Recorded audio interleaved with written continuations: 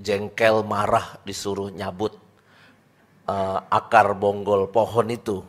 Karena sebelum masuk seminari, beliau itu sudah profesional kerja sebagai auditor keuangan. Jadi kerjaannya di atas meja dengan kertas-kertas. Tiba-tiba disuruh nyangkul setinggi manusia untuk menggali itu pasti jengkel dan marah dan kehilangan orientasi. Susah amat sih jadi romo, ya kan. Tapi tadi ada yang sedikit, saya nggak setuju tuh Frater Daniel bilang begini. Kalau Frater Daniel bikin kesalahan-kesalahan terus, pasti Romo Nofrin marah dan lalu Frater Daniel akan dikeluarkan dari seminari. Menurut saya keliru itu. Yang terjadi sebaliknya, kalau Frater bikin kesalahan terus, Romo Nofrin yang pergi dari seminari menurut saya. Nggak betah dia. Fraternya kok memble-memble. Udah pindah aja ke paroki Villa Melati. Jadi belum tentu seperti yang dikatakan Frater. Frater di sini memang sementara ini baik-baik sama Romo Nofrin ya. Oke. Saya ingin menambahkan sedikit saja ide tentang bacaan-bacaan hari ini, meneruskan khotbahnya Frater Daniel, pendek saja. Kita dalam perjalanan hidup itu pasti akan pernah ada di dua fase, dua masa kehidupan. Satu, ketika kita terpuruk, ketika ada di titik terendah, ketika kita lagi susah, jatuh, hancur, ya, dipermalukan, ya, tak ada harapan.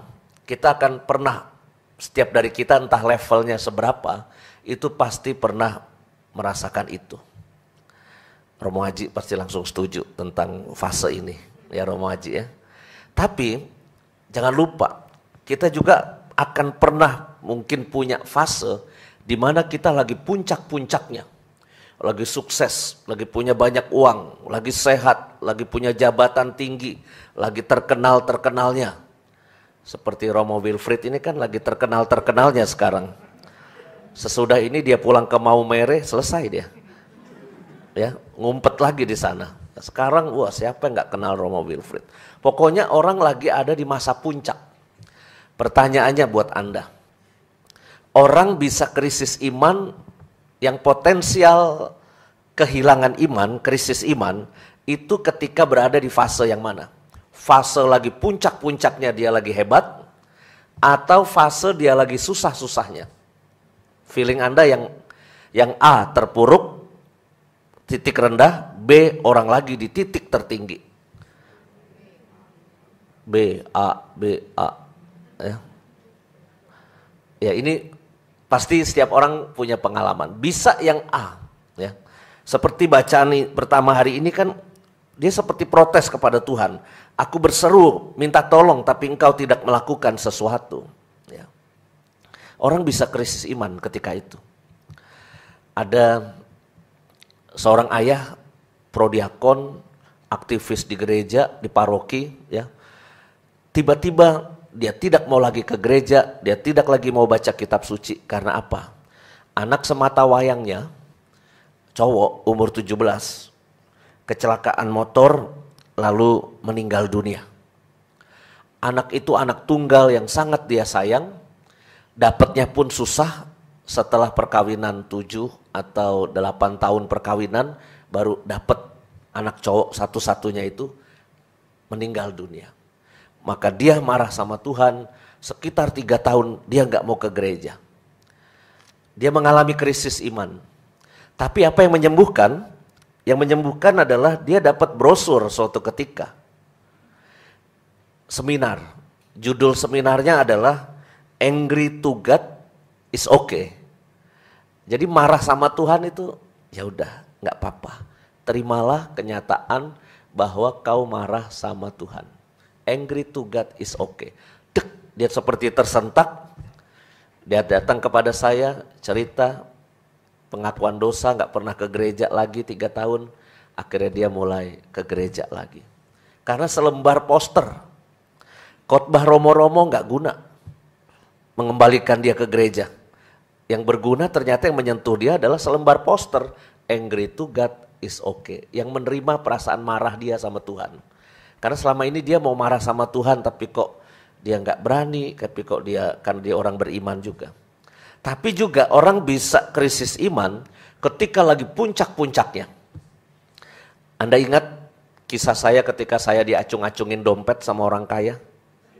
Ya. Dia nggak ke gereja 10 tahun, saya kunjungi, bukannya baik Romo gitu ya. Tapi malah ngacung-ngacungin dompet, minta maaf Romo. Selama 10 tahun ini Tuhan saya adalah ini, dia bilang, nunjukin dompet. Dia lagi puncak-puncaknya finansial, keuangan. Karena memang rumahnya magrong-magrong dan sangat kaya. Anda mau tahu, kriteria saya menilai umat itu kaya raya, ada 2 kriteria. Coba cek rumah Anda masuk nggak ke kriteria saya.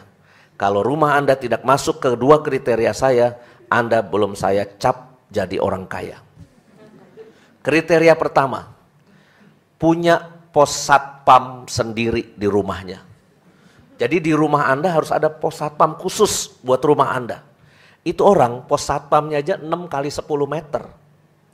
Kontrakan Anda berapa?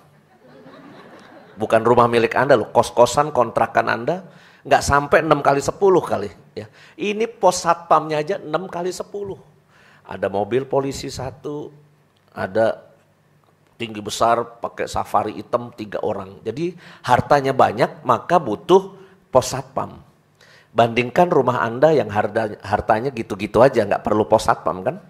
Apa yang mau dicolong di rumah Anda? Kriteria kedua, rumah Anda dicap mewah oleh saya itu adalah apa? Besarnya lantai keramik.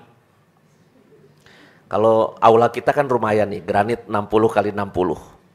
Kalau rumah Anda keramik 40 kali 40 cm, yang di depo bangunan harganya Rp48.000 per meter, saya udah tahu kolekte Anda berapa di gereja.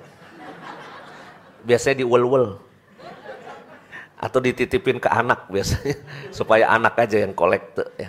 Nah, itu orang lagi puncak-puncaknya keuangan materi. Tapi dia sombong, dia tidak mau ke gereja. Anaknya kelepek-kelepek kena demam berdarah. Mau mati, trombositnya tinggal 5.000. Lalu ngundang saya. Ketua lingkungan minta saya, Pak, kalau ketua lingkungan yang minta, gua nggak mau. Saya bilang, saya pengen bapaknya yang minta. Sekalian saya balas dendam kan. Masa ngacung-ngacungin dompet sama Romo ya kan, sombong kali dia nggak butuh Tuhan. Gua pengen bapaknya yang minta. Biar iman dia saya tahu. Saya pengen tahu imannya sudah mulai bergerak belum. Karena di kitab suci kan iman perwira menyembuhkan anak buah. Bersabdalah saja maka hambamu Abaku akan sembuh gitu. Iman perwira menyembuhkan anak buahnya. Maka saya pengen iman bapaknya menyembuhkan anaknya. Wah, bapaknya untuk ngomongnya udah baik-baik loh. Nadanya udah turun. Waktu saya ke rumah kan nadanya tinggi, songong gitu, ya kan? Ini nadanya turun. Romo, minta maaf.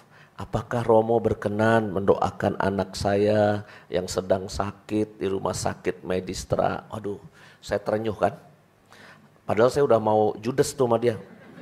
Oh, Bapak udah butuh Tuhan ya Pak. Saya mau judes tuh gitu sebetulnya. Cuma karena dia udah merendah, wah untung saya ingat. Jangan judes jadi Romo ya. Terus, oke, baik-baik kita ke Medistra. Wah, maka saya doain dengan seluruh jurus maut yang saya punya. Minyak suci, oles, suster ambil darah, trombosit diperiksa, sudah naik jadi 70.000. Wah, Bapak itu takjub, ternyata Romo yang saya acung-acungin dompet, ternyata Romo yang sakti mandraguna. Sekali oles 70.000. Bapak Ibu, saya nggak peduli saya dikatain pastor sakti mandraguna, karena saya kan anak IPA. Anak IPA tuh mikir duluan. Wah, saya mikirnya apa? Ini bukan soal pertama-tama, minta maaf ya Tuhan, bukan maksudnya saya mengecilkan peran Tuhan ya, bukan. Tapi kan saya anak IPA, saya mikirnya gini, ini gua dateng persis di saat trombosit mau naik. Kan trombosit kan kudu begini kan, kayak pelana kuda gitu kan. Ya, jadi hoki anak soleh nih, datang di saat trombosit mau naik. Coba kalau saya datang pas trombositnya 50.000, saya olesin turun 30.000, saya olesin lagi turun 10.000, kan makin gak beriman dia. Tapi ketika saya 5.000 datang, dia naik, wah puji Tuhan. Apa yang terjadi? Datanglah upeti kepastoran, babi panggang samcan datang, buah anggur. Beda loh Bapak Ibu, buah anggur dari orang kaya ya, sama buah anggur yang saya beli di pasar beda. Kalau yang dari orang kaya tuh kayaknya makannya itu lek tanpa biji. Tapi kalau yang saya beli sendiri di pasar, pokoknya sibuk ngelepehin biji aja. Murah soalnya. Lalu ya, wah terus, tapi mukjizatnya bukan di situ. Hari Minggu dia ke gereja. Jumper Jumat pertama misa jam 7, dia ikut misa jumper. Senin pagi dia ikut misa harian. Sekarang dia jadi ketua lingkungan di situ. Mukjizatnya di situ ya. Bukan soal 5.000 jadi 70.000. Tuhan itu punya cara buat nyentil orang supaya tobat kembali kepada dia. Imannya muncul kembali. Bapak Ibu, iman kita bisa hilang ketika kita ada di dua titik. Titik terendah, titik susah, titik sakit, titik menderita, ada, bisa krisis iman di situ. Tapi juga kita bisa sombong, ya. Bacaan kitab suci ini hari ini jelas sekali mengungkapkan soal kesombongan juga tuh. Apa kalimatnya? Orang sombong, sungguh orang yang sombong tidak lurus hatinya, tapi orang yang benar akan hidup berkat imannya. Kita bisa sombong dalam hidup ini. Seakan-akan Romo Roni membangun gereja. Wah ini karena saya pastor kepalanya, kata Romo Roni. Romo Roni pastor kepala atau pastor rekan? Pastor kepala ya. Apa bedanya kepala sama rekan ya? Pastor kepala. Saya nih pastor kepalanya masih muda sudah bangun gereja di paroki Kampung Duri. Gak bisa ngomong gitu. Dia harus seperti hamba. Bacaan kitab suci ini, aku ini hanya hamba.